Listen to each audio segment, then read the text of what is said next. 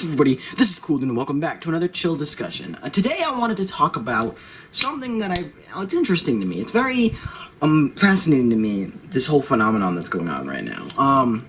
We're going to talk the recent movie that came out, well, movie in quotes, more like a remake of something. It's the Justice League Zack Snyder cut that released to HBO Max recently. Now, this has been teased for quite a while, and it recently came out. And people are very split on it. Some people think it's like, it's still like as a mess as it could have been with, just 3 hours more runtime, which, 4 hours, it's pretty freaking ridiculous. And then some people say it's like, it's a really welcome addition and they think it's awesome. It greatly improves the original Justice League. Regardless of what you think of the Justice League, which I don't have much of a say in it because I actually haven't seen it yet. I don't have HBO Max, and also, I don't know, just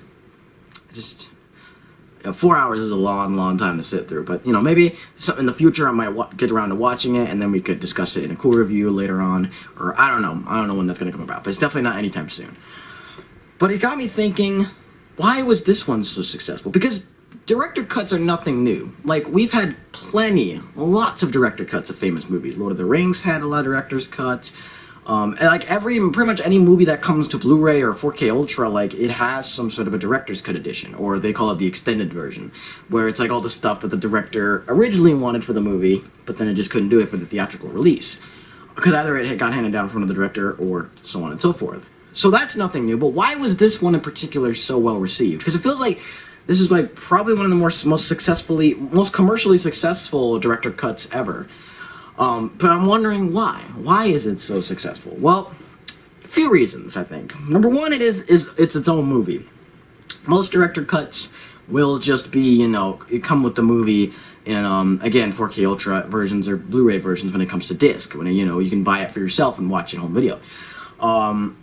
So I think that's why, one reason why it is so, it's such a big success. Also, the fact that it is on a streaming service, I think, helps, because, most director cuts, unfortunately, have been pushed to discs, and quite sadly, not a lot of people want to watch disc stuff, which, it's understandable, because streaming services, they just have a larger selection, and you could just watch it more, it's more accessible to you.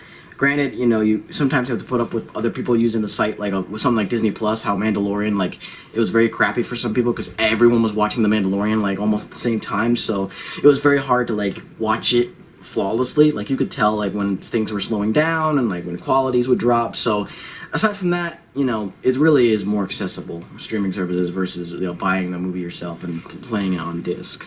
So I think that's another reason director cut is so good. But also, I think one of the bigger reasons is that it's the Justice League.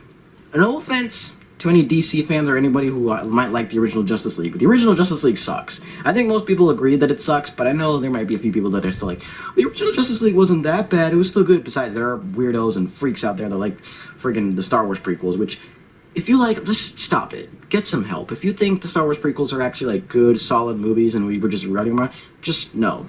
Stop lying to yourself. Get some help. Anyway, so I think that, the Snyder cut to them felt like a rejuvenation of Justice League, what Justice League should have and could have been. It felt like the complete version to them. It almost feels like this automatically fixes everything wrong with the Justice League for them.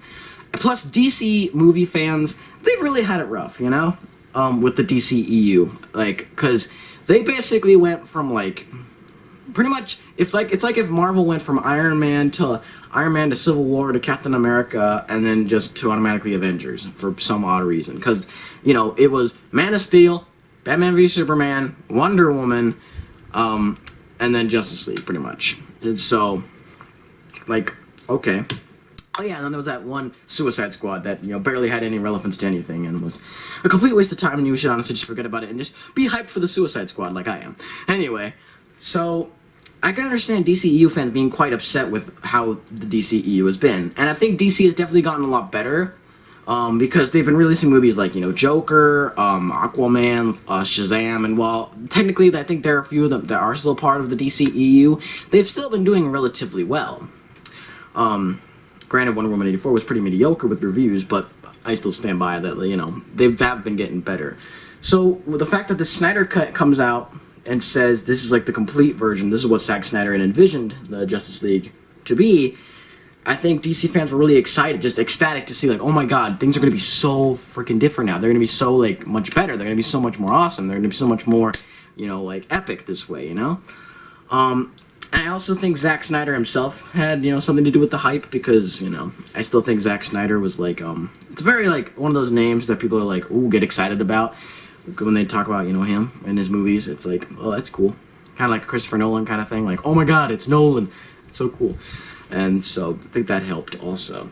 And also the advertising was just really clever for this movie. I mean, it was first a tease a while back, and then like they teased it, and then they released the trailer like just the right moment. People were getting hyped, ecstatic. They saw like Joker, Darkseid, all these other people in there, and they just got really hyped. They saw like black suit Superman. Like it was really like they felt like cool to them. It felt really nice. They didn't care if it was 4 hours long. I think because they already had them hooked. They're like, I need to watch this all the way through. I need to like sit through those 4 hours. And plus, might have been a big payday for HBO Max because I feel like there might be some DC fans that exclusively went to HBO Max just to see this movie, which is very ingenious. And so, with all that aside, a minor point I want to say, like, I almost feel like after this, like, maybe more movies are gonna actually start just doing this from now on. Like, they're gonna start doing director cuts, like, releasing them. If movies are popular enough, like, maybe Marvel will do one at some point for Black Widow or something. I don't know.